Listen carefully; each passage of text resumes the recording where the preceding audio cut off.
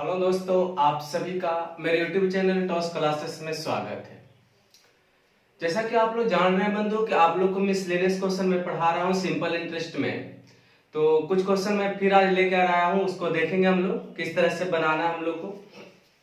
जैसे देखेंगे करें कि 1900 रुपया के दो भागों में बांटकर पहले भाग को 8% की रेट से 2 वर्षों के लिए तथा दूसरे को 4% की रेट से 3 वर्षों के लिए कर्ज पर दिया जाता है। ठीक, यदि दोनों स्थितियों में प्राप्त साधारण ब्याज में 16:7 का अनुपात है तो 4% पर दी जाने वाली राशि क्या है। पहले तो एक चीज समझ में जरूर आ रहा होगा कि दो ब्याज दे दिया, SI1 और SI simple interest 1 simple interest 2, कितना अनुपात में 16:7। सबसे पहले तो यहाँ पे ध्यान देना होगा कि राशि जब निकालना है तो हमको मूलधन का अनुपात निकालना होगा। आप सोचोगे कि सर अगर मान ले SI आपको इतना जब दिया गया है 16:7 में, 16:7 में जब दिया गया है तो ब्याज का तुलना ब्याज से ही करेंगे। आप एक बात बताओ कि 8% से 2 वर्ष का ब्याज कितना होगा 16, तो ब्याज का तुलना ब्याज से करें, गुना में आप 100 करोगे तो क्या निकलने जा रहा होगा, या क्या निकल जाएगा, मूलधन का अनुपात निकल जाएगा। यहाँ पे आप एक चीज देखो, 4% से 3 वर्षों का जो ब्याज दिया तो 4 दिया कितना होगा 12 हो जाएगा। यहाँ पर गुना 100 करेंगे तो क्या निकल जाएगा, मूलधन का अनुपात जो कट जाएगा, हमको लिखना भी जरूरी नहीं था, इसको भी इधर कर देंगे।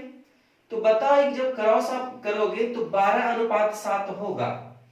इसका मतलब ये हो गया कि मूलधन का जो अनुपात होगा वो 12 कौन कितना होगा 7। 1900 रुपया की राशि टोटल है, मेरा टोटल कितना है 19 है। पूछ रहा है 4% की दर पर की जाने वाली, तो 4% के रेट वाला तो नीचे सेकंड वाला पार्ट है 4 तिया 12 जो लिखे, तो कितना से गुना करना पड़ेगा 7 से। तो 4% पे रेट पर कितना राशि लगाया गया था, तो कितना राशि लगाया गया था 7। सबसे पहले कंडीशन हम लोग को जरूर समझना होता है कि आखिर निकालना क्या है, कौन अनुपात निकालेंगे कि हमको कंप्लीट हो जाए। तो मैं एक बार फिर से रिपीट कर दूं कि यहाँ पे जो आपका साधारण ब्याज का अनुपात दिया होगा तो साधारण ब्याज का तुलना साधारण ब्याज से करेंगे। आप लोगों को मैंने बताया था कि साधारण ब्याज जो होता है दर गुना समय होता है, तो आप इस तरीका से बात कर सकते हो। तो यहाँ पे देखो मेरा ब्याज हो गया 8 गुना 16, 16 से गुना में 100 क्यों किया, क्योंकि मूलधन निकालना है, तो आप यहाँ पर मूलधन कर दिए। 4 तिया 12 गुना में 100 निकाल दिए, तो यहाँ पर जो 12:7 का जो रेशियो आया वो क्या चीज का आया, मूलधन का। 1900 की तुलना 19 से करेंगे, दूसरा पूछा 7 से गुना, अच्छा आपको 8% वाली पूछती तो 12 से गुना करते, कंप्लीट उत्तर हो गया। आगे बढ़ेंगे। ऐसा क्वेश्चन हमने बताया नहीं बताया, इसलिए ध्यान से देखना, सब प्रोसेस वही होगा जो मैंने पढ़ाया है पीछे। क्वेश्चन इसीलिए हम ज्यादातर बता रहे हैं ढेर सारा कि आप लोग को जो जरा मना डाउट अगर होगा तो आपको कंप्लीट हो जाए। ठीक है, आगे देखो। दूसरा देखो, करा कि एक व्यापारी एक वस्तु पर 2 मूल्य अंकित करता है। ठीक, एक नकद भुगतान करने के लिए, जैसे मान लो ना कि एक जब सामान जब हम खरीदने गए दुकान में, तो एक बार जो तो 100 रुपया का सामान है 100 रुपया हम दे दी तो नगद मेरा हो गया। लेकिन अब कहोगे हम नगद नहीं देंगे, 1 महीना के बाद देंगे तो कुछ इंटरेस्ट लेगा, तो 100 रुपया तो हम नहीं लेगा, 100 से ज्यादा लेगा। वही पर क्वेश्चन है, देखो एक नगद पर है एक उधार वाली बात है, दोनों के लिख दे। करा कि एक नगद भुगतान करने वालों के लिए और दूसरा 6 माह तक उधार लेने वालों के लिए, उधार लेने वाले इन दोनों मूल्यों का अनुपात क्या होगा, मतलब किसका, नगद वाला और उधार वाला का अनुपात क्या होगा यदि ब्याज की दर कितना 6.25%। प्यारे बंधु एक मैं बता दूं आप लोगों को, अगर मान लो कि नगद रुपया हमको 1 रुपया का सामान था उसके पास, तो नगद के मतलब कितना क्या हुआ, जितना दुकानदार बोल दिया उतना हम अगर दे दिए तो मेरा नगद हो गया। तो चलो कहा देखो भाई हमको 1 रुपया का सामान हम मानते, 100 भी मान सकते हो, 500 भी मान सकते, 1 लाख भी कुछ भी मान सकते। तो मेरे पास 1 रुपया का सामान था, 1 रुपया जब उसको हम दे दिए होंगे तो नगद हो गया होगा। लेकिन जब उधार जब लिया होगा तो 1 रुपया तो नगद का नगद रखबे करेगा, लेकिन जो हमको रेट बढ़ेगा वो कितना बढ़ेगा, ध्यान देना। के माह के लिए था बताओ, 6 माह के लिए मतलब 6/12 समय, अब ब्याज बराबर दर गुना समय बताया था मैंने, तो 6.25% का मतलब कितना होगा 25 बटा कितना 4। ये परसेंटेज में गुना में 100 आप कर दोगे तो ये भी क्या हो गया होगा भिन्न में। तो 25 चौक कितना हो जाएगा 100।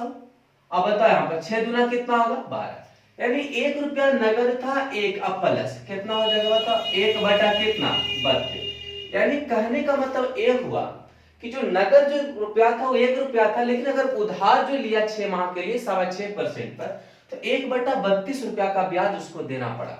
यानी कि वह 1 रुपया अब नहीं देगा, उसको कितना रुपया देगा बताओ 33 बटा 32 रुपया वो देगा।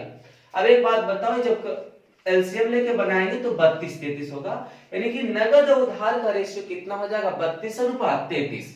फिर से एक बार रिपीट समझ लेना है कि जैसे मान लीजिए तुम 100 भी मान सकते हो, 1 भी मान सकते हो, 1000 भी मान सकते हो, कोई दिक्कत नहीं। तो चलो नगद का नगद तो रहेगा, उधार लेगा तो अब 1 रुपया से तो ज्यादा लेगा, तो कितना लेगा, तो 6 महीने का मतलब 6 बटा 12, क्योंकि चूंकि वार्षिक बनाना होता है। 25 बटा 4% है तो गुना में 100 कर दे तो 1 बटा 32 रुपया का ब्याज ले गया।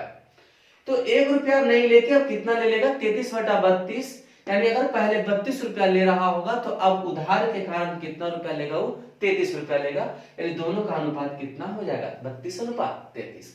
डाउट होगा कमेंट में करना, जहां प्रॉब्लम हो मैं समझा दूंगा आप लोग। आगे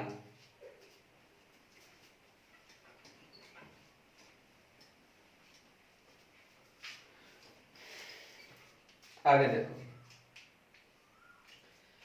दो क्वेश्चन कंप्लीट हुआ, तीसरा समझ में आ रहा होगा, अच्छे से कोई दिक्कत नहीं होगा। ऐसे याद करो बंधु, एक बात बता, कल वाले वीडियो में मैंने बताया था एक एलिगेशन से क्वेश्चन, गाय मुर्गा संबंधित हम बताया था, उस पर एलिगेशन भी बताया था। करा कि 10,000 रुपया की राशि को कुछ भाग 8%, पहले समझो कि 10,000 रुपया की राशि था, कुछ 8% पे, और शेष को कितना परसेंट पर बेच दिया 10% पर उधार दिया। यदि औसत, औसत के मतलब क्या होता है, दोनों का मिश्रित हुआ। एलिगेशन हम लोग तब लगाते हैं जब दो भिन्न भिन्न ग्रुप हो, एक सम्मिलित ग्रुप हो। इसे मान लें कि एक लड़का एक लड़की है और दोनों को हम मिला देंगे तो विद्यार्थी हो सकता है ना, तो वही वह औसत के मतलब मिला हुआ मिश्रित। एक चीज और मैंने बताया था कि एलिगेशन हम तब लगाते हैं जब मिडिल वाली संख्या एक से बड़ी होगी और दूसरे से छोटी होगी, तब ये एलिगेशन लगेगा। अगर मिडिल वाली संख्या दोनों से अगर बड़ा हो जाए, दोनों से अगर छोटा हो जाए, तो एलिगेशन क्या हो जाएगा गलत हो जाए। अब डिफरेंस निकालते थे, अंतर निकालते थे, तो 1.2, यहाँ पर कितना होगा 0.8, 4 दूना 8 और 4 किया कितना 12। अब बताओ 10,000 रुपया की राशि टोटल हो गई, हमारा टोटल कितना हो गया 5। पूछ ये रहा है कि बताओ दोनों भाग क्रमशः क्या होंगे, तो जिसको निकालना होता है उसको गुना करते हैं, तो एक बार 2 से गुना करेंगे तो 8% वाली बात हो जाएगी, और 10% पर कितना लगाया है तो 10,000 बटा में 5 और गुना में क्या करेंगे 3।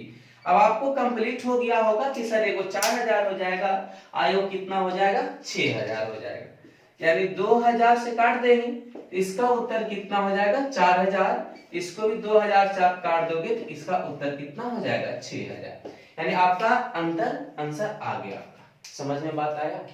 तो मैंने तीसरा क्वेश्चन अभी से लेने से जितने भी क्वेश्चन आपको डॉट होगा सब मैं डॉट क्लियर कर दूंगा, 1-2 वीडियो और दूंगा बंधु, ज्यादा नहीं देंगे। तो आप लोग को ऐसा लगा होगा, आप समझ में अच्छे से आया होगा आप लोग। आगे 3 क्वेश्चन में कंप्लीट कर दिया, चौथा नंबर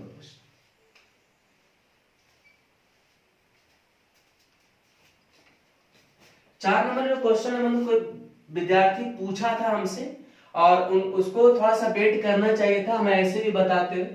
चलो जो पूछ दिया है यहाँ पर मैं क्वेश्चन लिख दिया हूं कि ब्याज पर धन देने वाले एक व्यक्ति को, देखो थोड़ा सा ध्यान, ब्याज पर धन देने वाले एक व्यक्ति को ज्ञात हुआ कि उसके धन पर ब्याज की दर पहले कितना परसेंट थी 8% थी पहले, सी 7.3/4 यानी 7.25% हो गया, या गिरावट हो गई, गिरावट हुई कि नहीं, गिरावट का मतलब कम ना, तो जो 8% हो गया वो 7.3/4 की कमी हो गई, तो गिरावट तो हुआ ना, जिसके कारण उसके आय में 61.5 रुपया की क्या हो गई कमी। अब एक बात बताओ बंधु, 61.5 रुपया की कमी हो गया किसके कारण। अब बताओ मेरा आय अगर कम क्यों हो गया, तो आप ये सोचोगे कि मेरा जो रेट पहले 8% था वो 7.25% हो गया, तो मेरा रेट कमने के कारण मेरा आय भी क्या हो गया कम गया। तो आप बताओ, यहाँ पर तो प्रश्न में कह रहा है कि 61.5 रुपया की कमी होगी। अब बताओ हमारा रेट में कितना कमी हो गया, बताओ 1/4 बोल सकते हैं। जिसको 1/4 नहीं समझ में आ रहा हो इस तरह से कर सकते हो, माइनस में 31 बटा कितना 4, इस तरीके से भी आप अंतर निकाल सकते हो। तो 32 माइनस में 31 बटा कितना 4, यानी 1/4 की गिरावट होगी। यहाँ पे इतना का कमी हो गया, मेरा कितना कमी हो गया 1/4 का। वह कह रहा है कि उसकी पूंजी क्या है, पूंजी के मतलब क्या हुआ मूलधन, यानी उसकी पूंजी जब हमको निकालना होगा, आप सोचो दशमलव हटा दो, चलो 4 को हम ऊपर कर सकते हैं, ये सब कैलकुलेशन है आप कर सकते हो। 615 चौक कितना होता है 2460 पर 0, यानी 24,600 रुपया क्या होगा उसका मूलधन रहा होगा। समझ में बात आया। तो कहीं भी इस तरह की गिरावट हो गया तो आप देखो कमी का तुलना कमी से, वृद्धि का तुलना वृद्धि से, मैंने रेशियो में पढ़ाया था। जो बच्चा एसआईएस स्पेशलिस्ट पढ़ रहे हो ना, उसको मैं आप बार बार बोल रहे हैं कि वो रेशियो जरूर देख ले। और जो बच्चे मेरे प्लेटफॉर्म पर नए होंगे, नए विद्यार्थी होंगे, तो आप बढ़िया से पढ़ोगे, पूरे वीडियो दिया हुआ है, आप पूरे देख के बढ़िया से कर लेना, आगे बढ़ेंगे। चौथा कंप्लीट कर दिया आप लोगों को। 5वां देखोगे,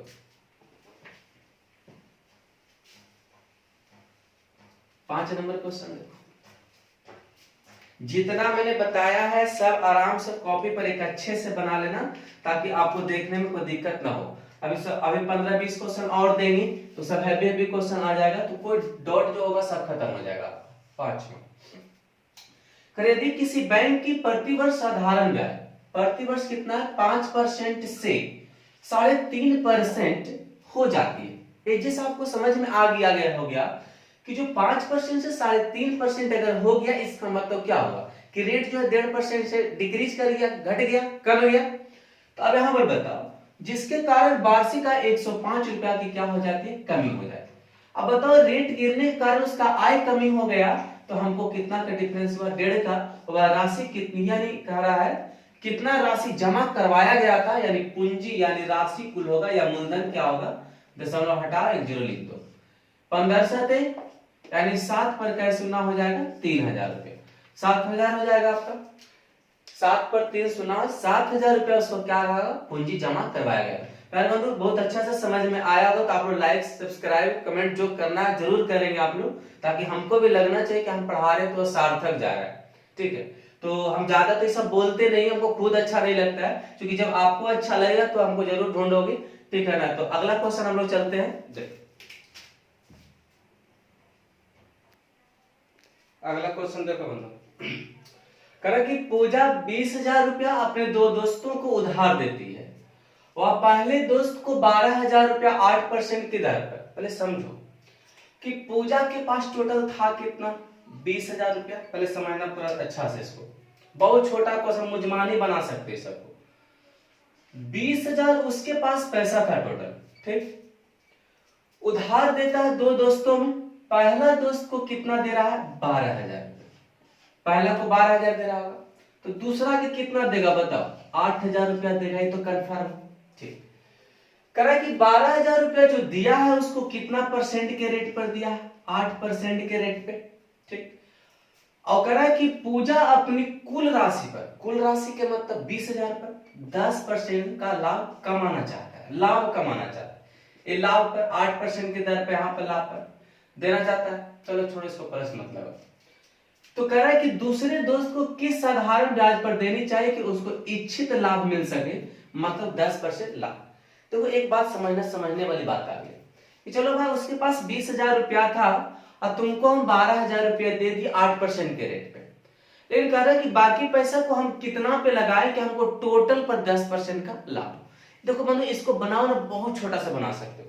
अगर इस तरह का क्वेश्चन अगर रहे ना, तो आप पहले ऊपर वाली संख्या अगर कट जाएगा ना, तो आप काट भी सकते हो। 4 दूना 8, 4 तिया 12, 4 5 20, सुनो इस तरह से कर सकते हो।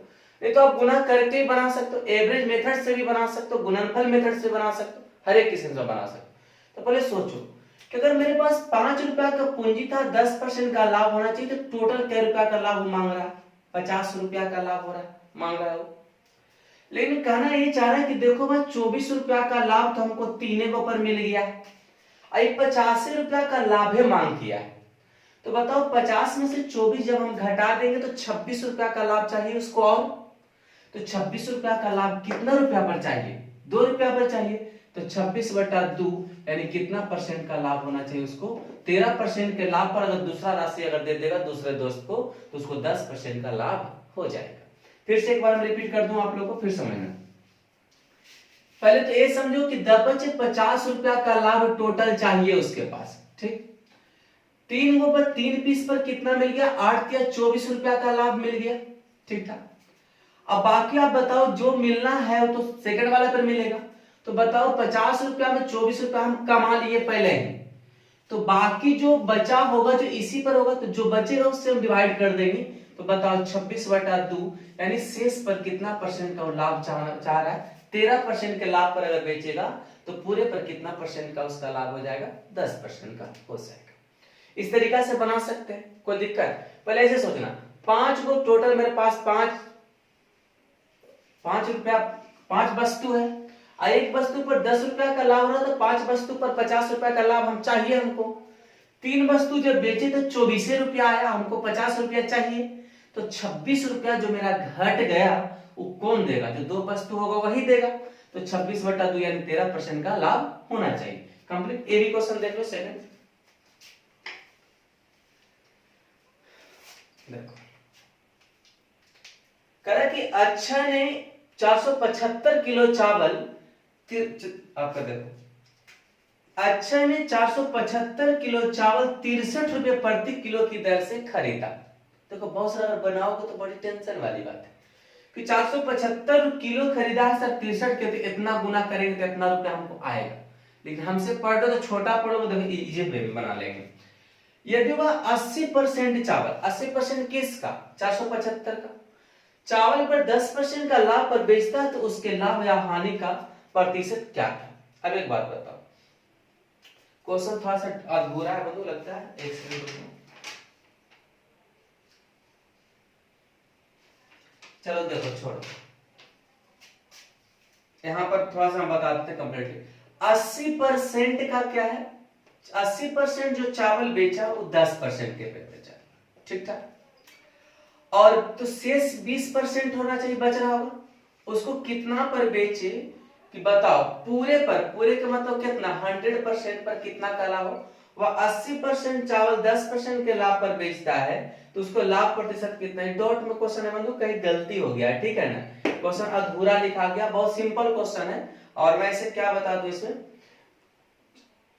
इसके पास आधा क्वेश्चन है, ठीक है ना, कहीं मिस क्वेश्चन है ये वाला, इस पे आप लोग ध्यान नहीं देना। अगले क्वेश्चन अगर हम क्लियर करेंगे तो हम पहला नंबर वही बता देंगे आप लोग को। इस तरीका पर यही आधारित क्वेश्चन है, ठीक। तो आज का क्लास इतना तक कंप्लीट रहेगा आप लोग को, और फिर अगले क्लास में हम आप लोग को मिलते हैं। लाइक सब्सक्राइब कमेंट जरूर किया करेंगे, शेयर जरूर किया करेंगे आप लोग, और मिलते हैं। धन्यवाद आप लोग।